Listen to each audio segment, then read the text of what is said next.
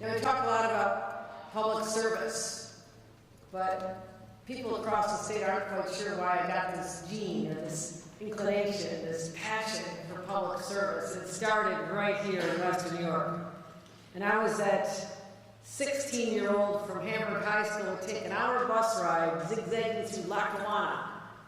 I stopped at all the great locations, met a lot of friends on the bus, happy to get out of school for half a day, and I became an intern for politics, but also the New York State Assembly office. And by the time I was 18, I had a real fancy business card, Kathy Hochul, Special Assistant to Speaker of the New York State Assembly. It's kind of fun in a bar, like, yeah, look at my job, I'm a big shot. Just kidding. But this is where I cut my teeth. This is where I ran for local office 31 years ago. This is where I ran for county office. This is where I ran for Congress, Lieutenant Governor, Governor. And this is the community that taught me the value of serving others. Because Buffalo isn't just a city of good neighbors.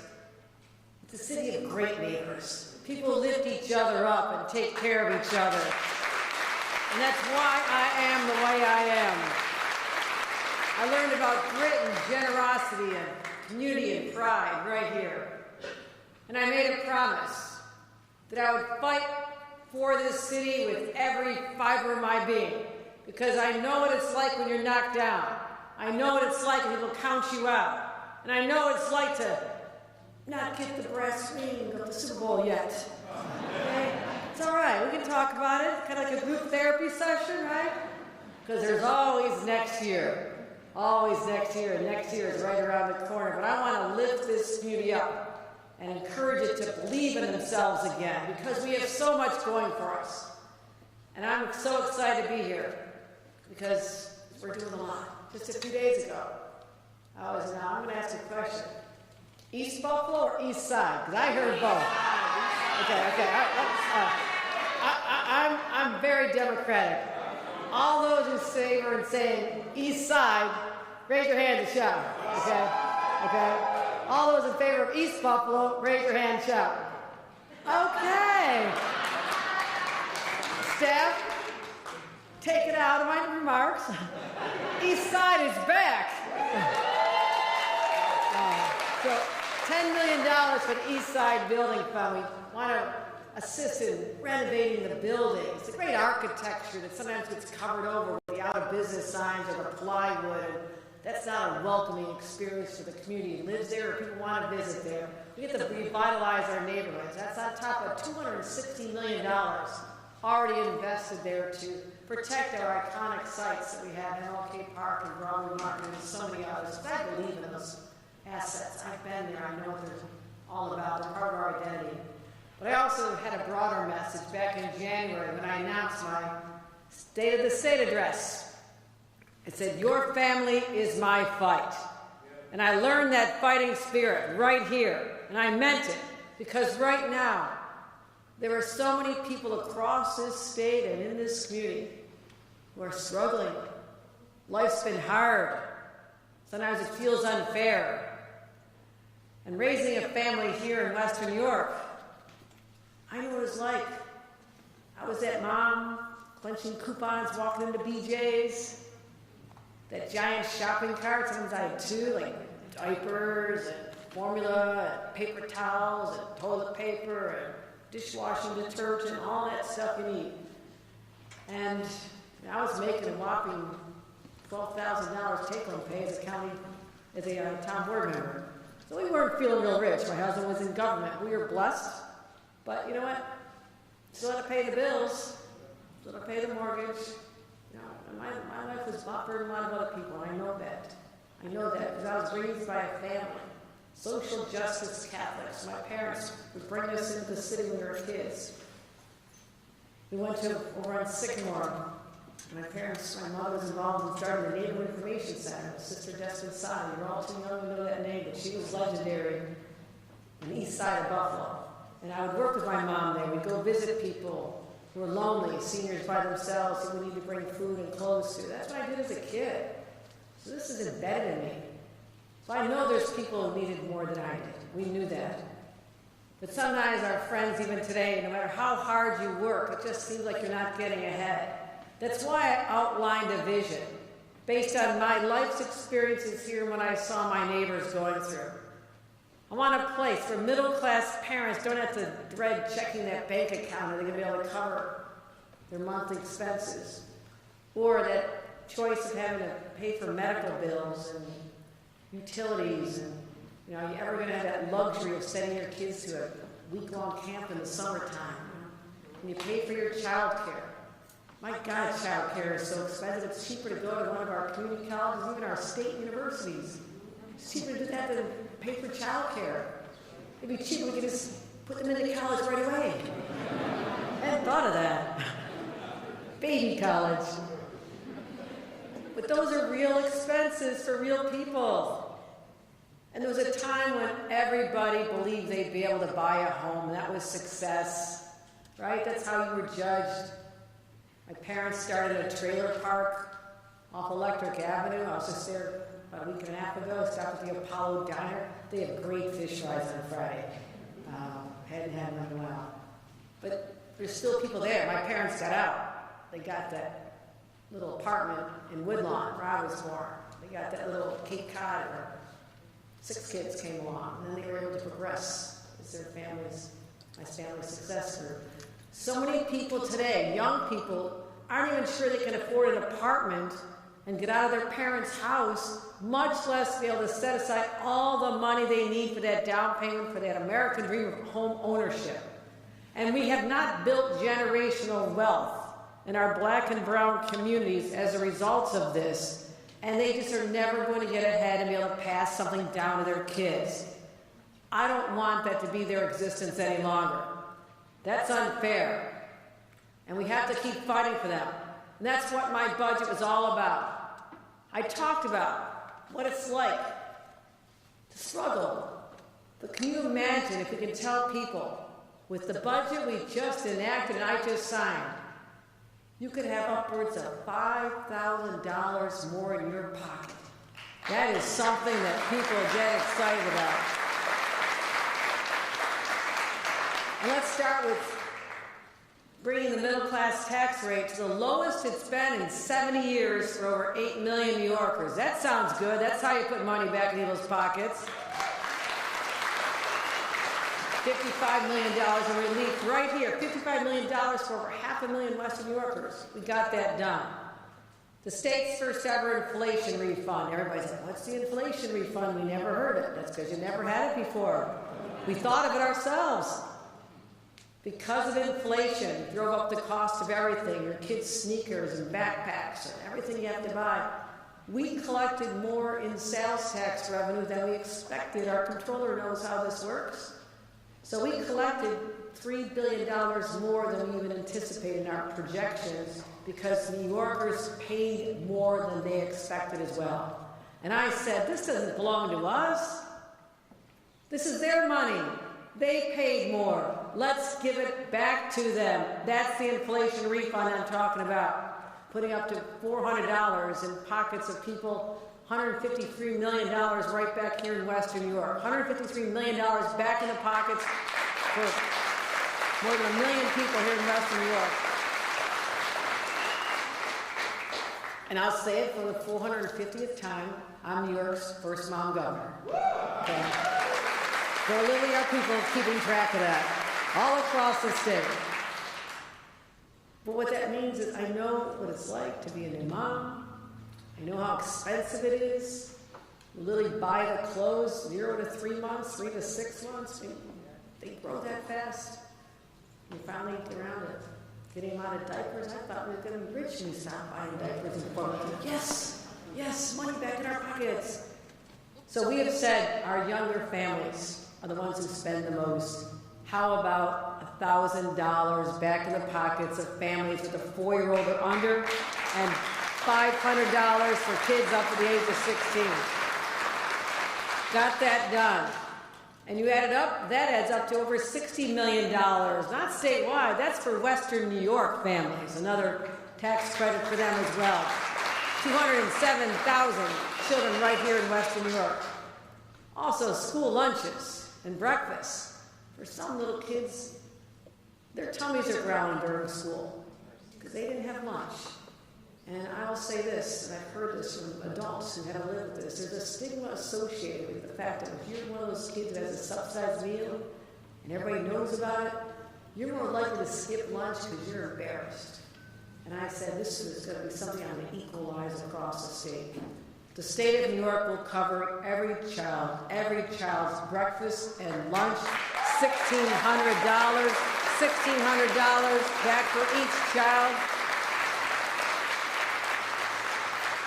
It's not just the money, time. Remember all this, moms, dads, scrambling around. Did you buy the Lunchable? Did you have anything to throw in the plastic bag and pack it all up? And, just more time for you to just be with your kids in the morning. Let them not worry about these things. So I fought hard for that. We got it done, as I said, $1,600 a family. So also, that all adds up to about $5,000. You have a few kids, you're over $5,000.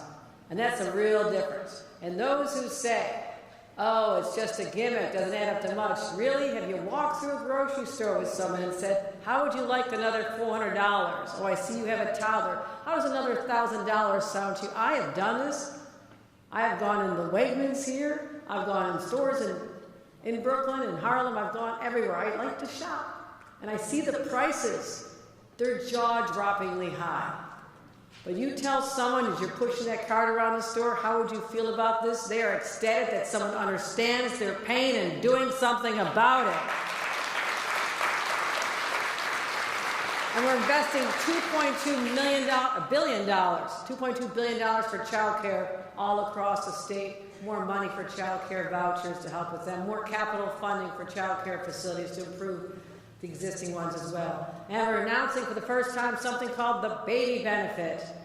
All right, what's that? $1,800 to families with new babies who are on public assistance. $1,800 more. Isn't that something? Help them with the financial stress. That's 100,000 lower income families to help them with everything they need. Because you never can have enough diapers. I know this. But also, I know because my daughter's expecting a baby.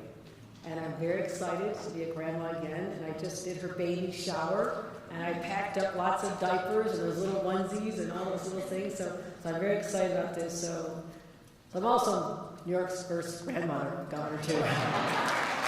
But this is the vision I've laid out. And I think about families like Christina and others who you're going to hear from. What it's like, what you worry about, what keeps you up at night. And how you look to your government leaders who, if they are really truly public servants, they're serving you. They're looking out for your family. That's why I say your family is my fight. That is the vision I've laid out for the state, the vision I've laid out for Buffalo. A place where working families don't just survive, they thrive. A place where a zip code doesn't determine your child's future, and a place you're so proud to call home. I promise a more affordable New York, where middle-class families, working-class families could just breathe a little bit easier. And Buffalo, I'm here to tell you, we got it done. Thank you very much. Let me bring up Christina Cruz to tell her story. Christina, come on up here.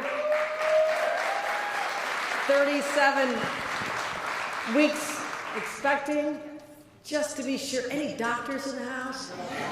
Okay, we're good. You're going to be okay, right? Yes. All right, great. Okay. Hello, everyone. My name is Christina Cruz. I'm a longtime patient of the Neighborhood Health Center and born and raised in Buffalo. Please bear with me. I'm nervous. This is my first time doing something like this. So, a little bit about myself. I'm 36. I have a 16-year-old daughter and expecting number 2. I like to say that this is my little miracle baby because 2 years ago I was battling breast cancer and I had to go through intense chemo. They did state that my chances of having another child was kind of slim to none. But here I am and expecting another one. And yeah. Thank you. 37 weeks. And as a mom myself, I know how hard the first years are of raising a child, how tired, how expensive everything is, how much help you need. For all the joy and excitement there is, it can sometimes get hard throughout the day and challenging with finances and such. My experience is like so many others who face the same challenges every day. As a New York mom, I feel fortunate to live in a state where we have a governor, the first mom governor, who gets it and knows how important it is for our physical and mental health to have support, that it does take a village to raise a child in this state. And with this year's budget, I'm so glad to see that Governor Hochul is keeping new moms like me on top of mind and making sure that New York State is the best place to raise a healthy baby and a young child at each stage of their life. Sorry. Okay. One of the number one concerns that new moms have is how will we make it work financially, and we all know this. The new baby bonus, which will provide $1,800 to eligible new moms, will make a difference for so many of us. And thanks to Buffalo Prenatal Perinatal Network and Governor Hochul for standing up for us and fighting for the families every day, we are not doing this alone. And thank you to Governor Hochul for doing all you can to make New York an even better place to have a baby and raise a family. Thank you.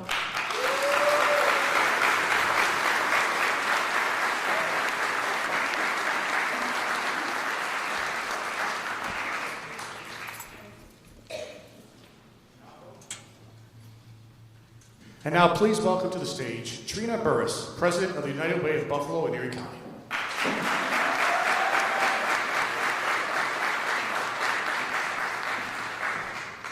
Good afternoon, everybody. So Christina kept telling me she was nervous. Yeah, okay. I saw no evidence of that. And I wish I had actually gone right after the governor. So thank you so much, Governor Hochul and your team, for having me here today. I'm really honored to be speaking not only on behalf of our community, but on behalf of the nonprofit colleagues of mine who know how important all this help is.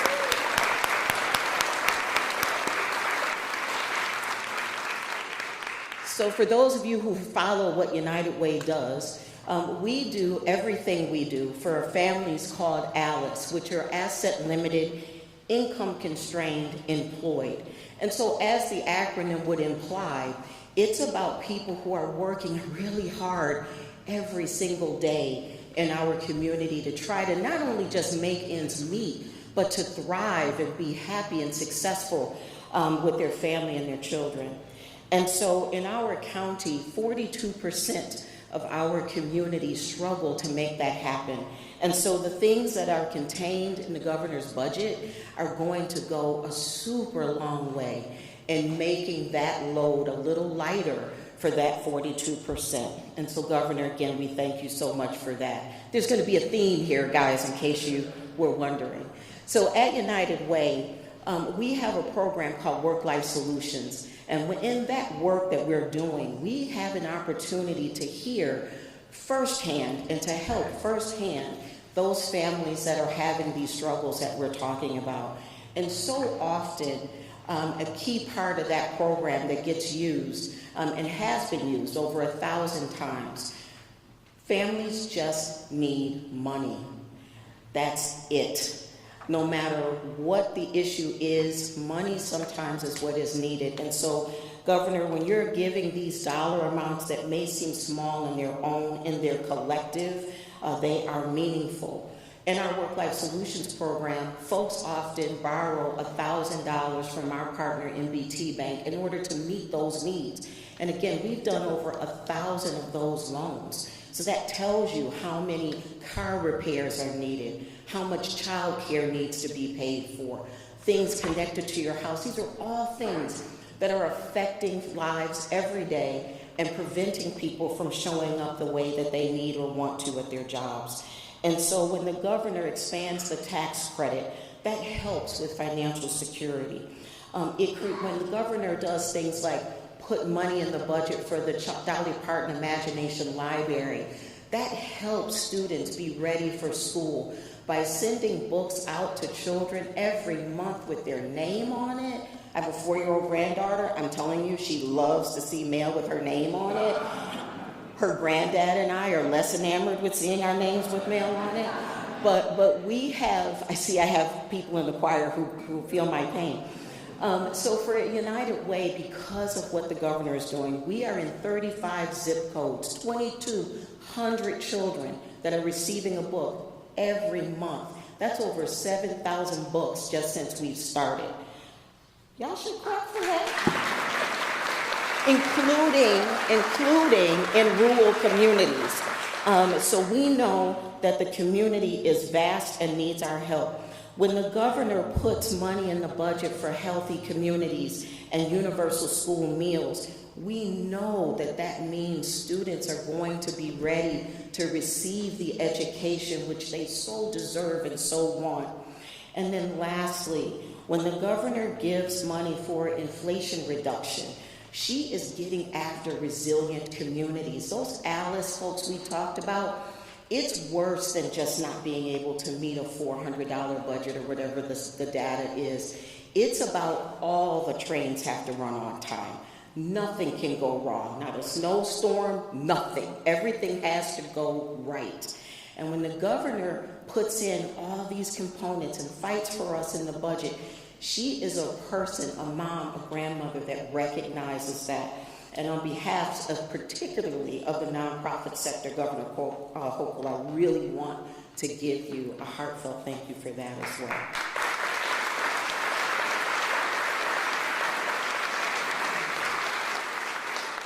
And so lastly, I'll leave you with two things. One woman that we work with was telling us about what these sorts of things will mean for her and what it means. She said it jokingly, but I will tell you because it is meaningful, that it means she'll be able to buy berries for her 2 sons when she goes to the grocery store. That's real. That is real. So, and the last thing I will leave you with is in Buffalo, we are fearless when it comes down to driving in the winter, because what we know every time we get behind the wheel and there's a snowstorm, that if the car starts to get unsteady, that we have to drive into it in order to come out of it. And Governor, that's what you've done with this budget. You've driven in to the problems and created action that helps our community stay in control of our overall destiny and our ability to thrive. So one last time, I told you there was a theme. Governor, thank you. Thank you, folks. Very good.